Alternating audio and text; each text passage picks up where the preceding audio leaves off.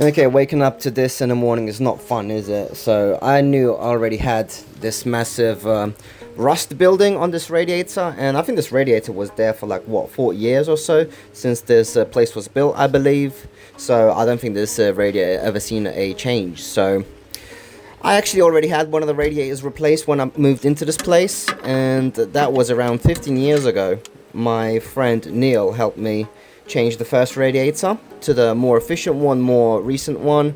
So it's time to upgrade this to a more efficient, more functional one that actually works. So I am guessing that when the pin is fully up, that the valve is open, and when it's pushed in, it's fully closed. So let's put the pin back in.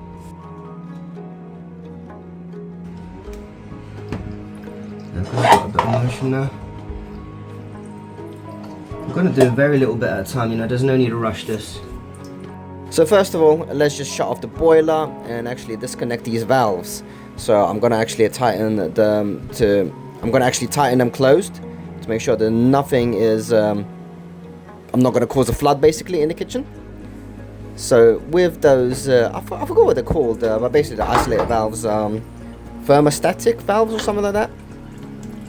Basically clockwise tightens them, anti-clockwise opens them, simple as that. But I'm going to put labels on them to make it easier for me, because I like my labels. But that came out pretty easily, just using my wrenches, and now I can just remove the radiator. It's actually attached to the wall, but is just actually attached by weight, by gravity, and so you can just raise it. So but I placed some towels down to make sure I don't get my floor damaged. Drain it off, and I'm gonna measure up the radiator and get a new one.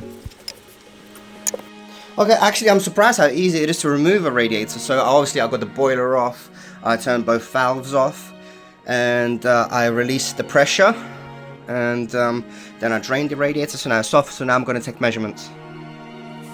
So this is the radiator in my bedroom, and we replaced this when I moved in here around 15 or 16 years ago. So let's measure it up. This is 114.65 by 6.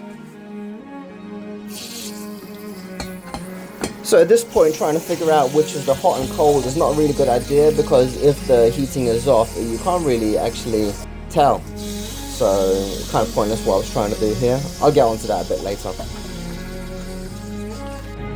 So here we go. Just been to the shop with my good friend Julian, just drove me. And we got a 600 by 1000 double panel plus convector, type 21 by Revive. Let's see if we can fit it in. And we went to the scrapyard as well, guaranteed for 10 years. And we got rid of the old radiator, and at the scrapyard we just found this as well. The guy that owns the scrapyard didn't want this, so I'm keeping that, and I could build a new PC with this case. Okay, so I had to turn the boiler on because I need to figure out which one's flow, which one's return. And I can't figure it out. There's no water coming out.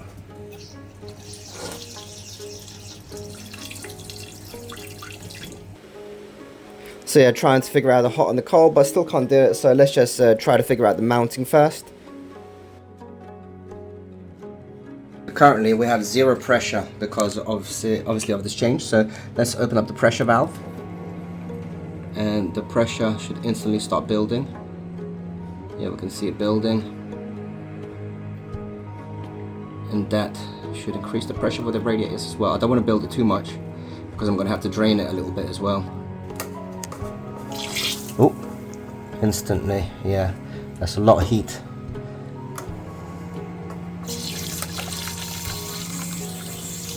Yeah, very hot. That's definitely hot. So I want to make sure I get the thermostatic valve on the correct side, the hot. 15 over the top, 15 turns. Lots of PTFE tape, 15 turns, and that should be enough to prevent any leaks. I finally found a good use case for my little adjustable lift that I 3D printed, and I need the same measurement and the height between the floor and the bottom pipe there to be the same height here. So it's around 6 centimeters high. So we've got 6 centimeters high here as well, so they match. So now I can align the valve to the radiator's valve. So I just got to mount the mounting pieces, the frame. I need to make sure I get the correct height, left, right positioning, and the distance between the frames as well. So do an increment at a time and adjust it by little centimeters to make sure I don't drill holes that aren't supposed to be there. So back and forth, but we'll get there in the end. Okay, what I also like to do is I like to label my pipes so I know what is what. So let's just clean up the pipe.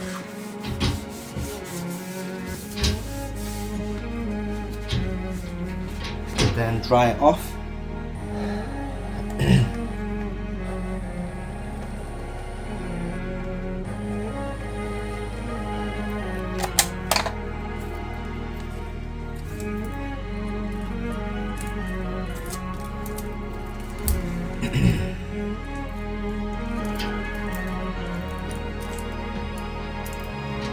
There we go. You can see it on all sides.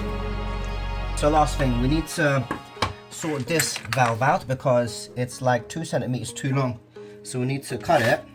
But before we do that, of course, we need to make sure there's no pressure. So let's get rid of water by opening the valve up. So we're going to need some actual short pieces of copper pipe. And I want to just make it a bit fresh and new. So I'm going to use this 3D printed lathe that I made and just use it as a rotation piece just to speed up my sanding process, because it's better to have the sanding marks go from side to side rather than up and down, because the olive will go bite into the crevices correctly rather than make any leaks through horizontal cuts.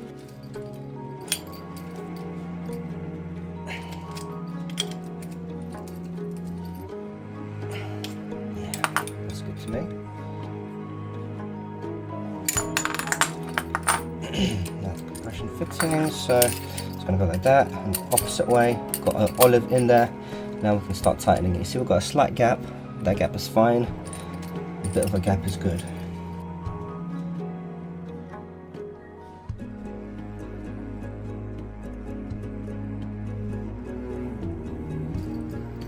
That's good. Check the other one.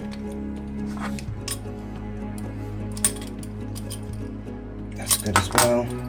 And now to align them both, I'm going to line it by the nuts themselves, because they'll act as a fastening method. Instead of loosening the nuts, we do not want to loosen them, we want to tighten them.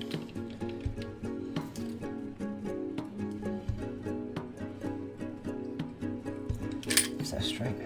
So yeah, for this whole job I'm just using compression fittings because that will go very nicely, because you see all these pipes are painted white, and if I'm actually going to solder them, that means I would have to strip off a lot of paint. I think we're looking good, and now we can, as you can see me doing here, stripping off some of the paint because I'm going to have to put an olive on, but if I was to do any soldering, that means I have to make a massive mess.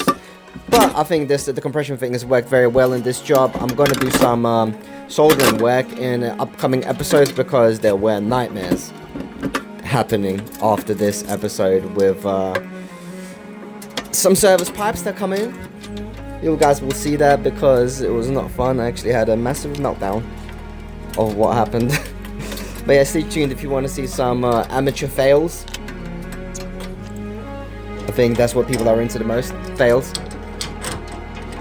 Which is a bit sad, but I think these videos are really valuable. Well, mostly for me, to be honest. I see it as a teachable moment for me, and it makes me really remember any screw-ups that I do so I don't do them again.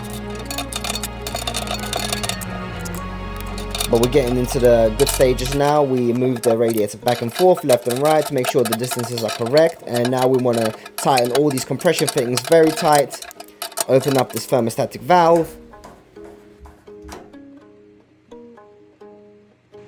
Can't hear nothing. That can't be good. We'll probably need to turn the radiator on, because I mean the boiler, because it's off at the moment. Well, we can access it.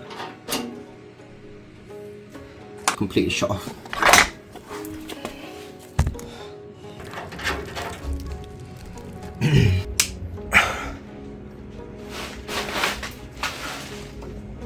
Open up the pressure.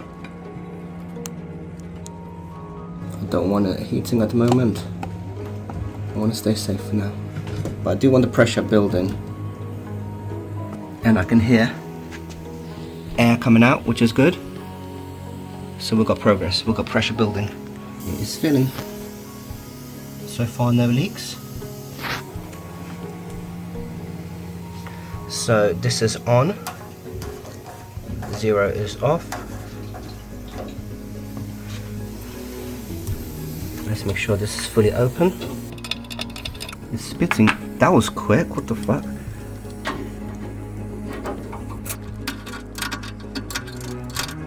And now I can hear the other side.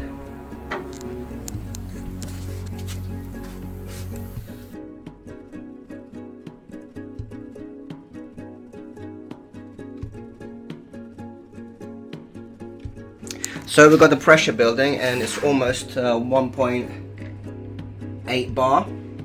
So let's turn the pressure off. Got that done, 1.8 bar, very nice. And I was just checking for any leaks. And I was having a very tiny drip here, which I've now tightened.